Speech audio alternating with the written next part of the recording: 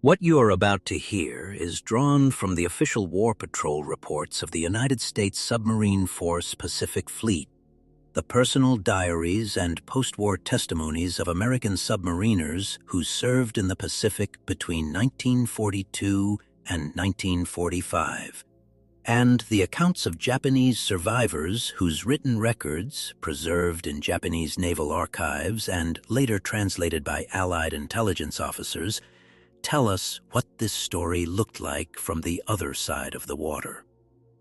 The events depicted reflect documented historical realities of submarine warfare in the Pacific, verified through sources on both sides of the engagement.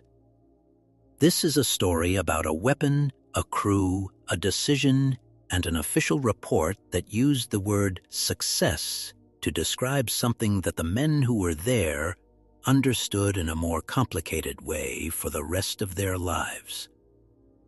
It begins in the Bismarck Sea in January of 1943 at periscope depth, with a submarine commander looking through an eyepiece at a target that was larger than anything he had ever seen.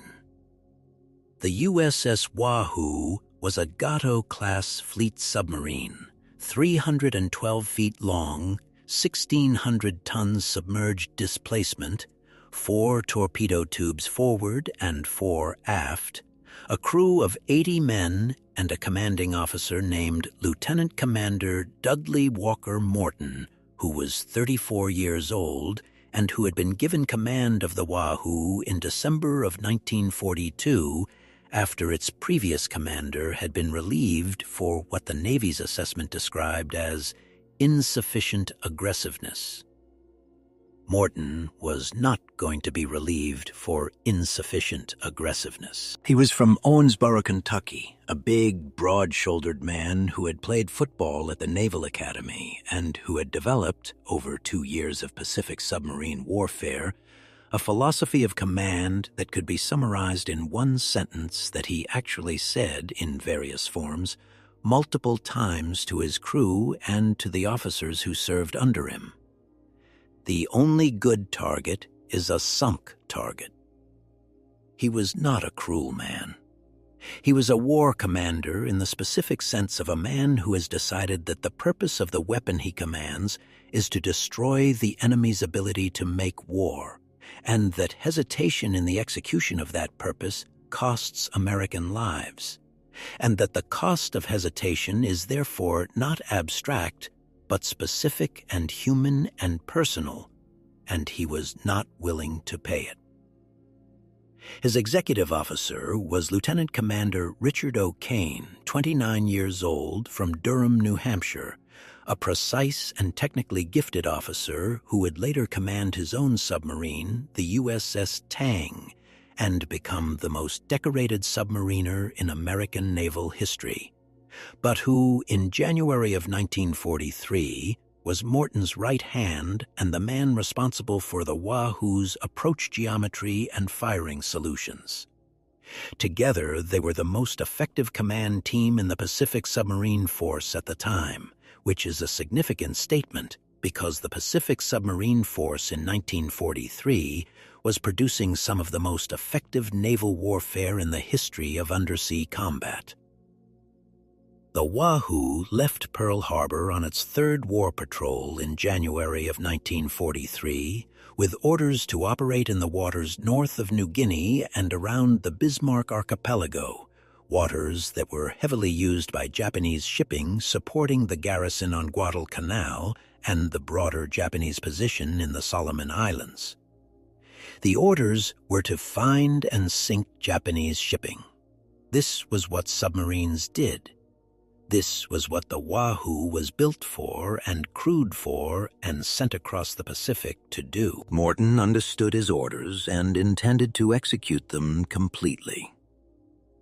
On January 26, 1943, the Wahoo was running at periscope depth in the Bismarck Sea when the officer of the deck sighted smoke on the horizon. Morton went to the periscope.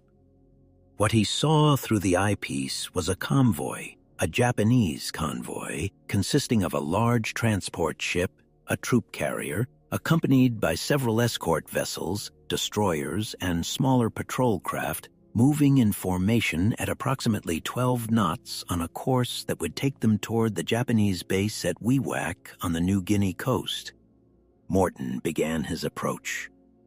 The approach to a convoy attack in a fleet submarine was a precise and methodical process that required the commanding officer and his executive officer to maintain continuous awareness of the convoy's speed, course, and range while maneuvering the submarine to a firing position that provided a shot geometry capable of hitting the target and while staying outside the detection range of the escorts, which were specifically tasked with finding and killing submarines.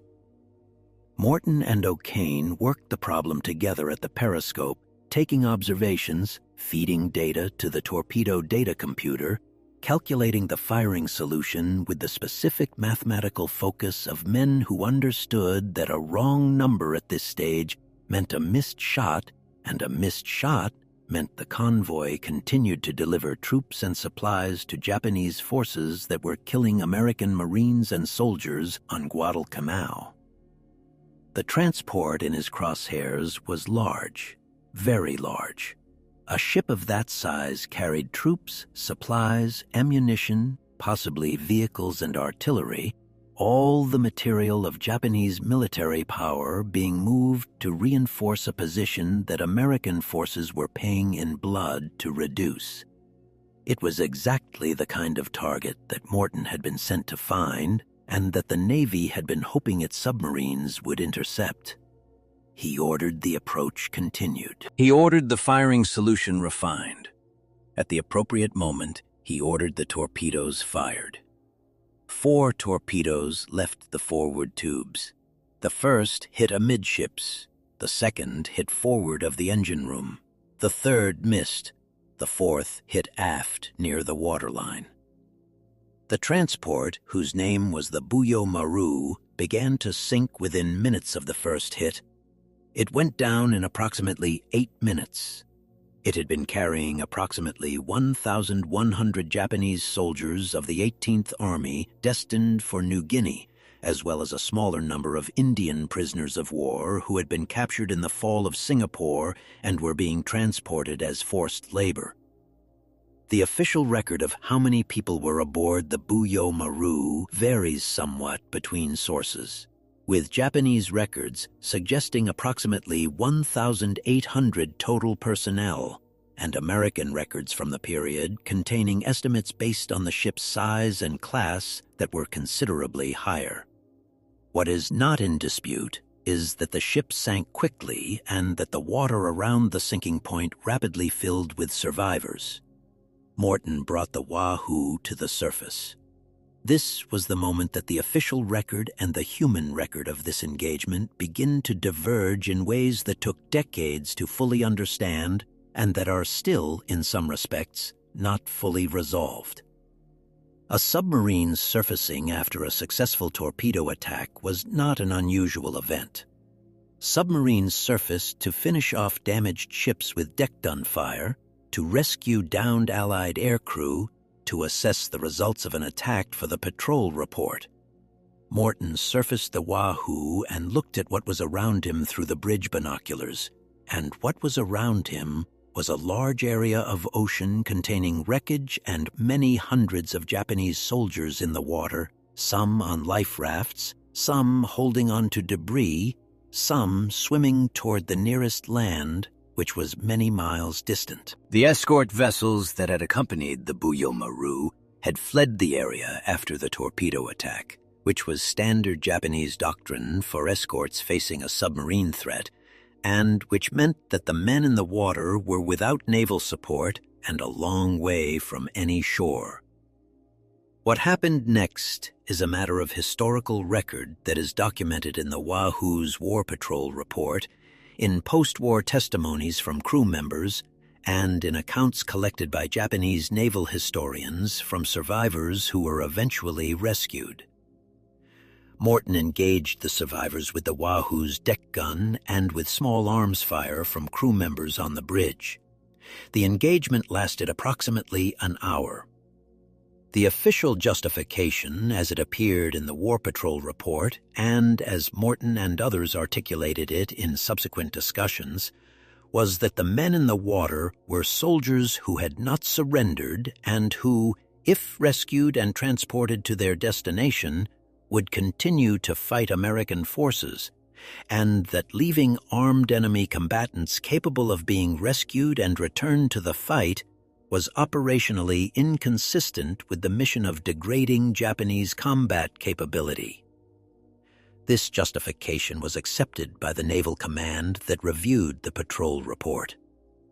The Wahoo's patrol was assessed as highly successful. Morton was awarded the Army Distinguished Service Cross for the patrol, presented by General Douglas MacArthur. He was praised in dispatches. The sinking of the WW2 was listed in the patrol report as a significant contribution to the interdiction of Japanese supply lines. The men of the Wahoo's crew processed what had happened in the ways that men process things that do not fit neatly into the categories available to them. Some of them wrote about it in letters home, letters that were censored and that therefore contained references to the event that were oblique enough to pass the censor, but direct enough that the recipients understood something significant had occurred. Some of them talked about it among themselves in the particular shorthand of men who have shared an experience that has no adequate external language. Some of them didn't talk about it at all, which is also a form of processing, the form that tends to last the longest and produce the most durable consequences. The Wahoo continued its patrol. Morton sank additional Japanese ships in the days following the WW2. The patrol was, by any operational metric, an extraordinary success, the most productive single patrol in the history of the Pacific Submarine Force up to that point, and Morton returned to Pearl Harbor to a reception that reflected this assessment. He was celebrated. He was promoted. He was held up as an example of the aggressive command philosophy that the submarine force was trying to instill across its commanding officers.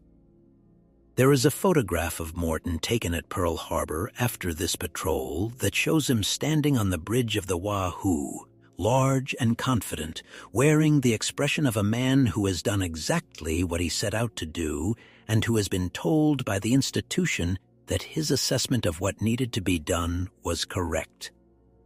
He looks like a man at the apex of his professional life. He was. Here is where the story requires the listener to hold two things simultaneously, which is uncomfortable, but is also the only honest way to tell it. Morton was not a war criminal in the legal sense that the term was defined and applied after the Second World War, partly because the law of naval warfare as it existed in 1943 was considerably less developed on the question of submarine attacks on troop transports than it would become, and partly because the naval command that reviewed his actions concluded that they fell within the operational latitude granted to submarine commanders operating in a combat zone. He was also a man who made a decision in the Bismarck Sea that went beyond what the majority of his fellow submarine commanders did in comparable situations, not because they lacked his aggressiveness, but because they made different decisions about what the situation required, and those different decisions produced different outcomes for the people in the water. Commander Eugene Fluckey of the USS Barb, who became one of the most decorated submariners of the war, described his own approach to similar situations in his memoir with a directness that implicitly defined the space between his practice and Morton's. Fluckey wrote that he understood his mission to be the destruction of Japanese war-making capacity, which included ships and the military equipment and supplies those ships carried, and that he understood the men who crewed and transported that equipment to be part of the system he was tasked to disrupt, but that he also understood there to be a difference between disrupting a system and pursuing individuals who had survived the disruption. This is not a comfortable moral distinction to articulate in the middle of a war where the people you are distinguishing are trying to kill your countrymen, and Fluckey was careful to articulate it as a description of his own practice rather than a judgment of others. But the distinction was real, and it was one that the Pacific submarine community was aware of and that was discussed in the informal conversations that official records do not capture. Dudley Morton died on October 11, 1943, when the USS Wahoo was sunk by Japanese aircraft and anti-submarine vessels in the La Perouse Strait north of Japan. He was 35 years old. He had completed 7 war patrols in command of the Wahoo. He had sunk more Japanese shipping than any other American submarine commander at the time of his death. His name is on the memorial at the submarine base Pearl Harbor. He is remembered in the submarine community as one of the great patrol commanders of the Pacific War, which he was, and the WWII engagement is part of the documented record of his command, which it is, and the Naval Command's assessment that the patrol was a success is part of the official record, which it also is. What is also part of the record, though not the official one, is what the men who were with him in the Bismarck Sea in January of 1943 carried with them for the rest of their lives. The weight of a morning on the surface of the Pacific Ocean that the official report had described in terms of operational effectiveness, and that their own memory described in terms that operational effectiveness was not designed to capture. Richard Kane, who survived the war after being captured when the Tang was sunk in October of 1944, and who spoke and wrote extensively about his wartime experience in the decades that followed, addressed the WWII engagement in his memoir with the precision of a man who has thought carefully about something for a long time and who has decided that honesty requires him to say what he thought rather than what was officially said. He wrote that the engagement was the most troubling event of his wartime service, that he had followed his commanding officer's orders, and that he believed Morton had acted on his best understanding of what the mission required, and that he had spent considerable time in the years since the war examining whether that understanding had been correct and whether his own compliance had been correct, and that he had not arrived at a conclusion that he was fully satisfied with. He did not call Morton wrong. He did not call himself wrong. He said he was not fully satisfied with his conclusions, which is the most honest thing a man can say about a decision made in a war zone in a moment that could not be unmade. The Japanese soldiers who died in the Bismarck Sea on January 26, 1943, were members of the 18th Army, men who had been mobilized by an imperial system that had sent them across the Pacific to fight a war of expansion that Japan had started and that Japan was going to lose, though none of them knew that yet. They were 20 years old and 25 years old and 30 years old, men from Osaka and Tokyo and small farming villages in Kyushu and Hokkaido, men who had families and histories and the specific individual weight of human beings that statistics do not capture. Approximately 673 of them survived the sinking of the WWII and were eventually rescued by Japanese vessels that reached the area after the Wahoo departed. They were rescued because the Wahoo eventually submerged and left, which meant that the engagement did end, and the men who were still in the water after it ended were there to be found. The Indian prisoners of war who had been aboard the WWII were also in the water. Some of them survived. Their experience of that morning in the Bismarck Sea was recorded in post-war testimonies collected by British military authorities investigating the treatment of Indian prisoners in Japanese custody, and their accounts described the sinking and the subsequent events from the perspective of men who were simultaneously prisoners of one enemy and targets of another, a perspective that the official records of neither side were designed to accommodate or acknowledge. The Navy called it a success. By the metrics that naval warfare uses to measure success, the sinking of the WWII was a success. A large Japanese troop transport had been prevented from delivering its cargo to a contested theater of operations. Japanese military capacity in New Guinea had been degraded. The submarine that carried out the attack had returned safely to base. The commanding officer had demonstrated the aggressive prosecution of the mission that the submarine force was attempting to promote. The patrol report said all of these things, and the Naval Command endorsed all of these things, and the medals and the citations and the promotion that followed reflected all of these things. What the patrol report did not say, and what the medals and citations and promotion did not address, was the question that sat at the center of the Bismarck Sea on the morning of January 26th, and that did not go away when the Wahoo submerged and the wreckage stopped burning, and the survivors who had survived were left to the ocean. It was not a question that the Navy's reporting structure was designed to ask. It was not a question that Morton was asked in the debriefing that followed the patrol. It was the kind of question that a man asks himself alone in the specific privacy of his own understanding of what he has done and what it means. And it is the kind of question that tends to stay asked for as long as the man is alive to ask it. Morton was alive for 9 more months after the Bismarck Sea. He sank more Japanese ships. He received more commendations.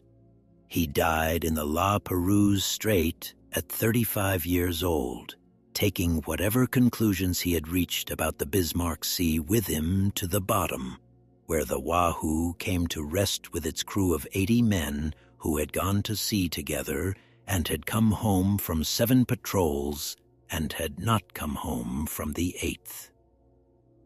The sea keeps its records differently from the Navy. The sea does not file patrol reports or issue medals or write official assessments of success. The sea simply holds what it is given and does not give it back.